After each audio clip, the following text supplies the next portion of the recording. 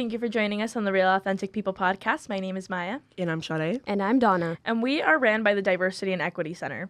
We aim to be a transformative, anti-oppressive center that disrupts white dominant culture and inspires marginalized students to unapologetically take up space and be leaders and decision makers of social change in our communities. Here at the Diversity and Equity Center, we have 3 affinity programs, the first of which is called Thrive. And Thrive aims to create supportive and validating spaces for women of color to show up unapologetically as their full selves. We focus on developing leadership skills to support women of color students on campus, examining systems of power, privilege, and oppression as it relates to the experiences of WOC students, and building lasting relationships and connections. The second affinity program we have is the Men of Color Affinity Group, also known as MOCA. MOCA is dedicated to fostering a supportive community that empowers men of color through dialogue, mentorship, and advocacy. They aim to promote diversity, equity, and inclusion by addressing issues of identity, masculinity, and social justice while providing a space for personal and academic growth. Our third affinity program is QFAM. QFAM is a support program for LGBTQIA identifying students.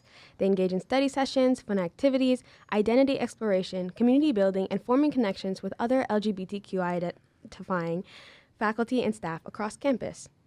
Here at the DEC, we also offer 2 other programs, the first of which is called Culture Corner, which is a place to foster discussion around socially relevant topics. And our second program is called Find Your People, which is a space to collaborate with student organizations and clubs across campus to facilitate community building opportunities around certain identities. Past Find Your People events have included first time in college, LGBTQ plus BIPOC, bisexual identities, and multiracial students. Goodbye, January. Hello, February. So you know what that means. Happy Black History Month! Happy Black History Month! All right, y'all, in honor of Black History Month, we're finna share some facts with y'all. So, in 1915, a man named Carter G. Woodson and Jesse Moreland founded what is now known as the Association for the Study of African American Life and History. This association later established Black History Week in 1926. The celebratory week later became a month-long recognition during the 1960s because of the Civil Rights Movement. Then, in 1976, President Gerald Ford was the first U.S. president to formally recognize Black History Month, issuing an official message that we would like to share and excerpt with you all today. We can seize the opportunity to honor the 2 often neglected accomplishments of Black Americans in every area of endeavor throughout our history. I urge my fellow citizens to join me in tribute to Black History Month and to the message of courage and perseverance it brings. Black History Month has been recognized in February because it is the birth month of Frederick Douglass, as well as Abraham Lincoln, who was a historical president since he helped pave the way for the abolition of slavery with the Emancipation Proclamation. Period. For the most part. True. There is some... I know, I want you to elaborate on this because you were talking to me about it yesterday, and I thought it was really interesting because we weren't taught that in school. Dude, I'm so mad. I'm still trying to find, which area it was. But I learned in history, my first year here at college, freshman year, fall quarter. That's why I'm having a hard time, recalling exactly when and where this was. But after the Emancipation Proclamation, my professor was telling me, well, there was a lot of certainties, everyone's like, okay, well, Emancipation Proclamation, but they weren't all free, right away, and we understand that, right? But the reason why is because there were certain areas where there was, a border that they would be free. There's an area where they could be free and an area that they couldn't be free. And it was a very, very, very small area to which they were yes, Emancipation Proclamation actually, is a thing here. And so it's just when everyone says, well, it didn't free us all. Yeah, because it quite literally did not free us all. There was exceptions, large exceptions, to satisfy the population. Right. And I think that's a piece of history that's been, lost. You know what I mean? I don't think that it's, talked about enough in, like, public education and stuff. Each year, the ASALH decides the theme of Black History Month. For this year, 2025's theme is African Americans and Labor, to give recognition to all the ways African American individuals experience labor historically and currently. But why is Black History Month so important? To honor those who came before us and the leaders of every movement, getting the chance to write our own narratives, highlighting Black culture, which can be found literally anywhere and everywhere when it comes to fashion, makeup, literature, music, hair, technology, and social movements. Anything that you know, there is Black history behind it. Period. Sorry, Black history that isn't talked about behind it. And acknowledging the roles historically played by Black America and what white America's role was/is, and pursuing racial justice. Period. So I figured we'd do like some lived experiences, convos, and like some questions and stuff. So most importantly, I wanted to like talk about this because our exhibit for this year is going to be Black Joy. Yes. And so I wanted to ask you guys, like, what does Black Joy look like to you? I think, let me answer first. Yeah. I think that Black joy, to me, looks like the presence of joy, period.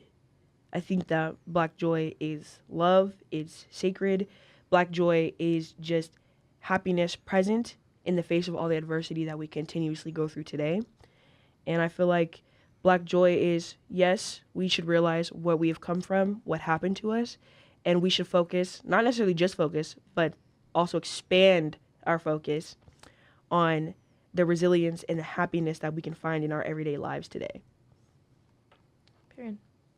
When I think of Black joy, I just think of joy. Like, that's just like, I don't know, it's just the only way I could describe it. Joy is just an emotion that you feel when you're happy. And so I don't know why it should look, or not look, but why it should be like an exception for us not to be able to feel it just because we have all these struggles.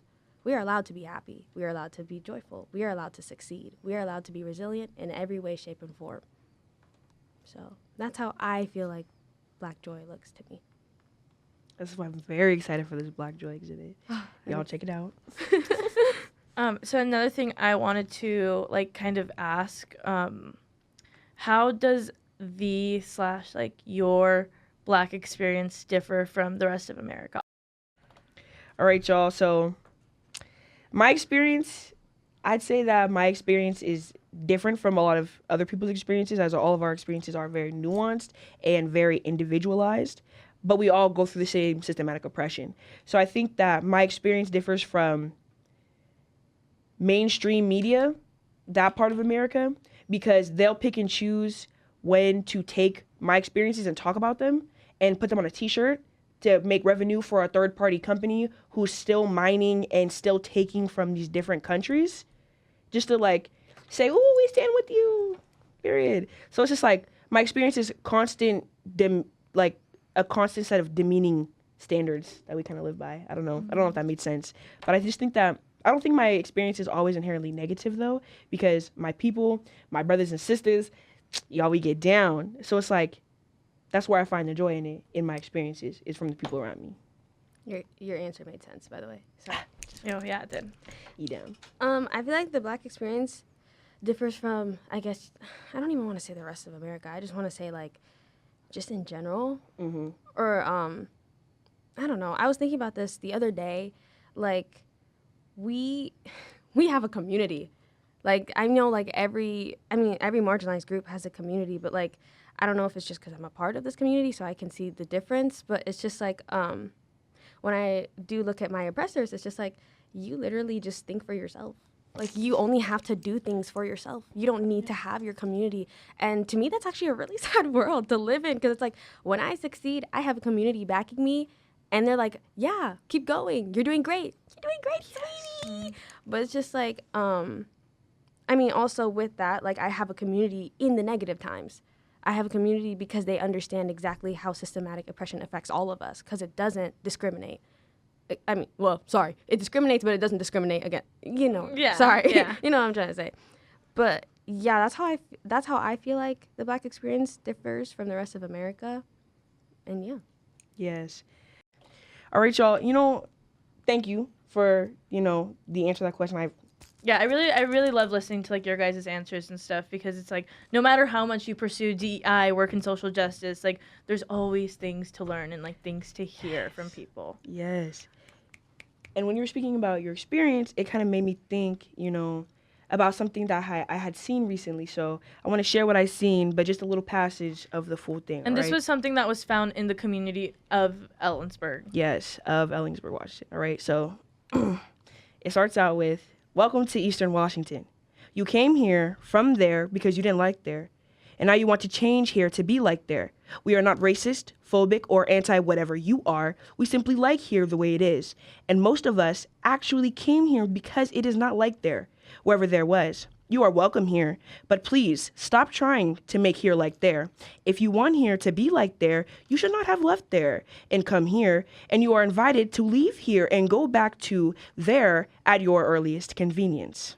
Welcome to Eastern Washington. So when we ask questions like, how does your Black experience differ from the rest of America? Well, there you go, in 6 sentences or less. Our experience is different because no matter where you go, no matter what part of Eastern Washington you enter, there is just not like here. And because I embody there from the top of my head to the soles of my feet, I smell like there and I exhibit there to the highest form of capability, I am not like here. Therefore, I do not belong here. Now, because I bring a piece of there with me, from the bonnet to the shoes to the jewelry, there will not like me here. So the difference is, while you don't like me, I will die. While I don't like you, you'll go to bed and you'll wake up tomorrow. And I don't control your city. So I think that is the biggest difference. And I think that is like, when you showed us that, I was like, wow, that is incredibly, like, it's so loaded, but at the same time also isn't saying much. Literally, from the location, it's like, yeah, like the use of like here and there and like you and like, I don't know. I was like, this is saying so much with nothing at the same time, and that's like horrifying to me and a little bit like fascinating because I'm like, wow, like you live this, and that's crazy to me. A dictionary did not exist in that moment for at added all, words. at all. And the thing is, the establishment that this was in, people of color are working in there. People of color are the ones running the establishment. So it's just like, as an employer, you just don't care about your employees, not one bit. But also, it's like you're making a uncomfortable and non-safe working environment. Okay. They've assimilated.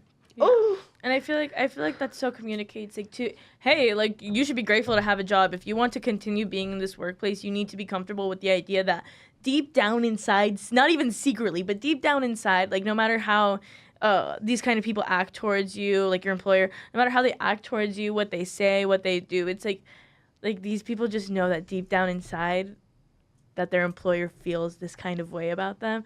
And it's super unfortunate because it's like, yeah, we live in a capitalistic society. So like, unfortunately, a lot of people don't have like kind of like options and stuff to leave those kinds of places.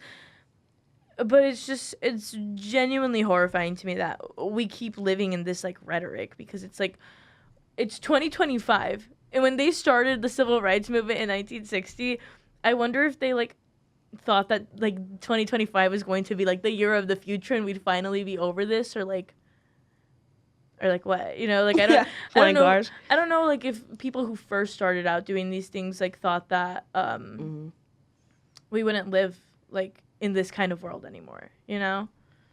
Well, Martin Luther King did say that history is going to repeat itself. It's just not going to look the same. He did say that in his address for social reform. It was like he said it was the one where you can find it online. It's a very, very, very long speech, but he was talking about how getting voting rights is not enough when you get more jobs. It's that one if you guys are trying to quote me. But I mean, it's literally what we're seeing right now. It's kind of like how when in history class we talk about the new Jim Crow. And then we're just like, yeah, like obviously we know this is wrong. Okay, so we know that is wrong because we are living right now, but why can't we recognize that the way we're living right now is still wrong as well? We can't for some reason because we just choose to live in a state of denial that everything is perfect because I'm in it and therefore I don't think like them, but I am them. I mean, not me. No, But- not me, not us. I mean, not me, but you know, like the ones studying, the people who are around me studying the same history that don't look like me, and all they could do is say, "Hey, that's cool." Like they used swords. They had like knights. It was like God. medieval. They smeared dirt on their hair to create braids. Yeah, They're my Nordic ancestors. like the type of people that think that this history is cool. You know. Low key, this I don't know if this really makes, any kind of real correlation or whatever. But when you're saying that like the system can't be broken because I'm here, it makes me think of like deja vu. I don't know how your guys' parents, went about deja vu and stuff. My family's like very spiritual, so if something like this is happening, somebody's tapping you, whatever. So like when we deal with deja vu, you have to think about something that is different in that moment from the last time you think you perceived this moment. So when you said they can't go wrong because I'm here, but Martin Luther King said history's going to repeat itself, it's going to look different. It brought me back to like we're in this repeated cycle, so it's different. Who's finna change it? Who's finna be the one to step up and step out of the box that we're so stuck thinking in and like be that deja vu? I don't know. But yeah, that's what that made me think of. No, go. Oh, I was just gonna ask you guys, like, who do you think inspires you to live in joy and like resilience? That's a good question. You wanna go first or you My want? friends for me. Yes. It's always my friends. Whenever I like hear anything about like resilience and joy, or just resilience. Sorry. I don't know. Take your pick. Free country. I mean joy because my friends make me joyful. Because I mean, how are you my friend and don't make me joyful? What? That Right. But resilience because like I see how I don't really have any white friends. I have white friends, but they're not really like definitely not what the majority consist of for at least in my mind. But I feel like whenever I see my friends face any type of adversity and come out the other side stronger, and also even defeating the system, you could say, in their own little bubble, it just makes me want to fight even more. Because it's just like, okay, who am I to give up when my friends are not giving up as well? Like, they are the ones who literally get me through every day. Who am I to give up on them by giving up on myself? Yes. It takes a village. It does. Hello. How about you, Miss Day? I would say my family history pushes me to live with resilience. And I'd say also my friends, my peers, inspire me to live in joy. But I feel like the person who pushes me to just exist the most is definitely my mom and my dad. Because, like, my mom and dad, shout out them. They've been through a lot, and they've been let down by a lot of people in our family. And they continue to be let down. My family is from poverty, so it definitely was hard coming up as a kid. Foster care system, all that, whatever. So going through like really traumatizing incidents or whatever occurrences early on, really like changed my chemical processes in my brain. And so like I have felt like giving up so many times and like just not okay mentally. And my mom only recently opened up to me like maybe a couple weeks ago about the continuous abuse that she living with her siblings and her parents, and what happened to her that family members would ignore. So I cannot find any sense of failure at all because my mom didn't. And my mom, she laughs as loud as she can every single day. She be breaking my eardrums over the phone.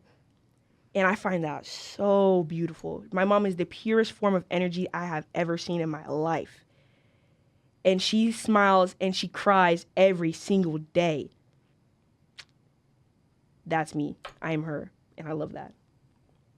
That was so good. I love so that. good. My eyes are like literally watering right now. That was just so good. Like that was so heartfelt and touching. Like oh my god.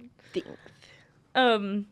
So I have another question for you guys. If there was one thing you could say to a non-Black person about the importance of Black History Month, what would it be?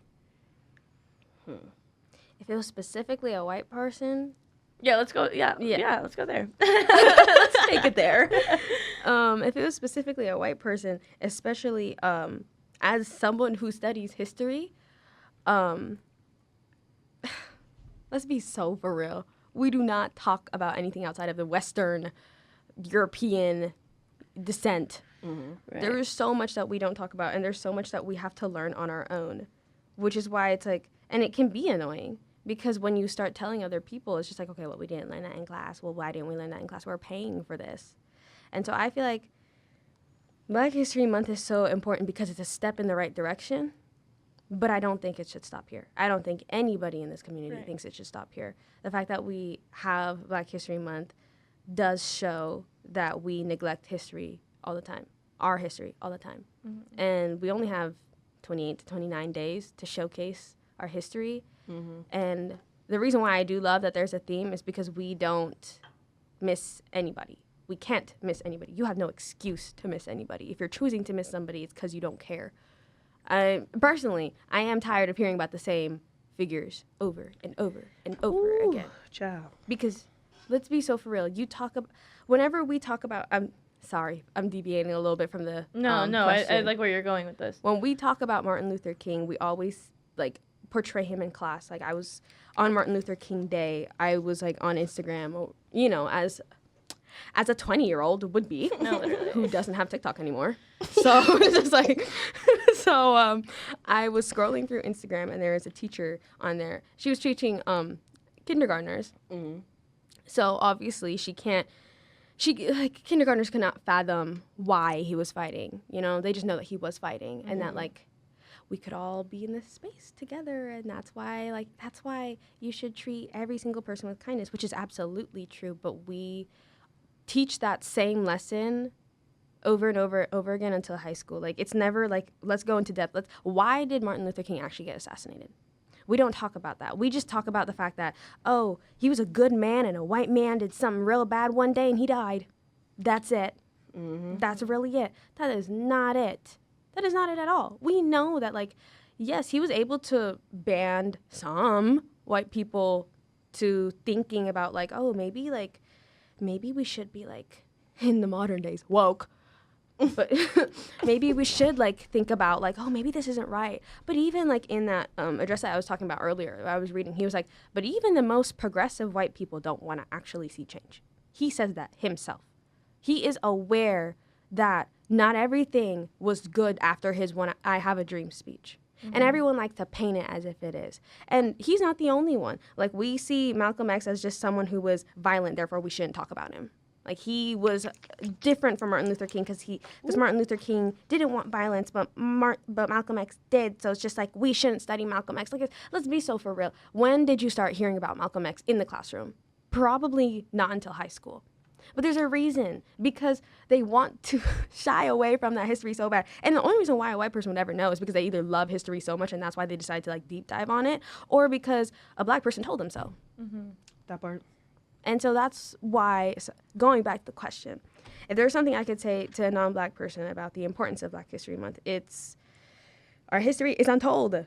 And you guys pick and choose what you want to learn about us. But you can't pick and choose at all, because all of this encompasses who we are today.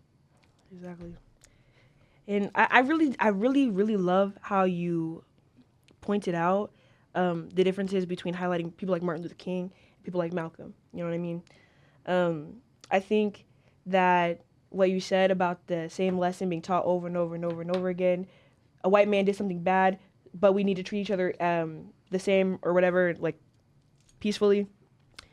And the first thing I thought was, the lesson should be treat others with respect and kindness, treat others how you want to be treated. And then, in addition to that lesson, there should be a subcategory. This is somebody who fought to make sure that people were treated equally. We shouldn't teach that because Martin Luther King basically died for our sins, that we need to treat each other kindly. No, you should treat me kindly with respect like I'm a human, and then look at what MLK did. Look at what Gandhi did. Look at what all these people did, because that's who he worked with. I think it's also important to talk about We didn't learn about Malcolm X because, he's violent or whatever. Because when you have a unified group with different ideas going in the same direction, that's change. That's dangerous. That's scary. And if they all are willing to stop everybody's flow of money and burn the city down, burn the country down to create a space where everybody can exist at the same time without killing each other, that's the biggest problem. That's the biggest problem. And I think it's really important to talk about that. I think it's important to honor people like Martin Luther King, but I think it's also important to talk about young innovators that are doing the same work, that young innovators that do the same work that don't get the spotlight, young innovators that walk around their campus lives every single day, that go to class every day with the pounding fear that something may happen. So it's important we're all revolutionaries. It's important to realize what the revolution looks like when it's happening right in front of you. Which is right now.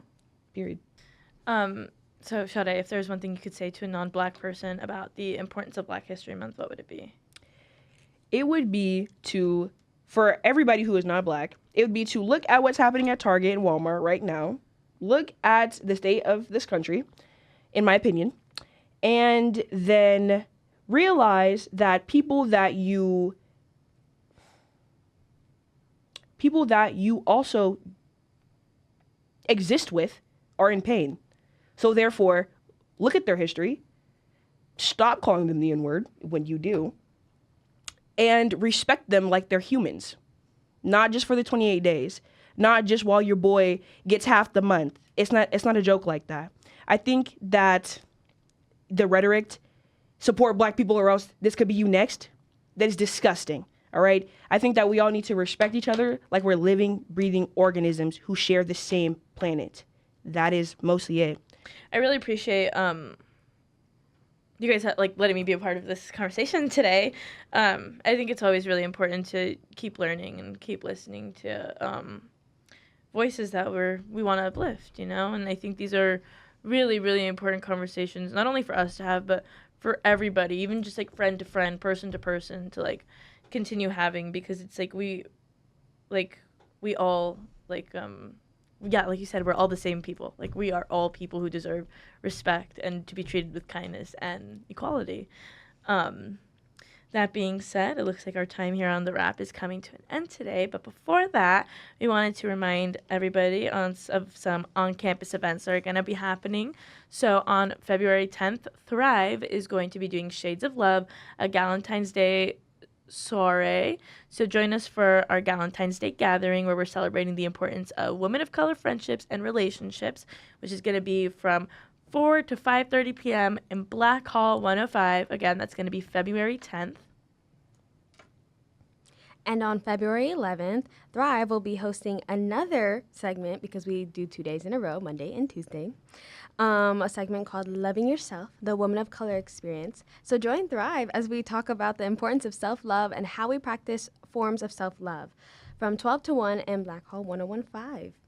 And Dia de Amor Amistad with Mecha, and explore how different cultures show love and appreciation from 5 to 7 p.m. in Black Hall 1015. Same day, February 11th. I know, we're just so busy. Which is so cool.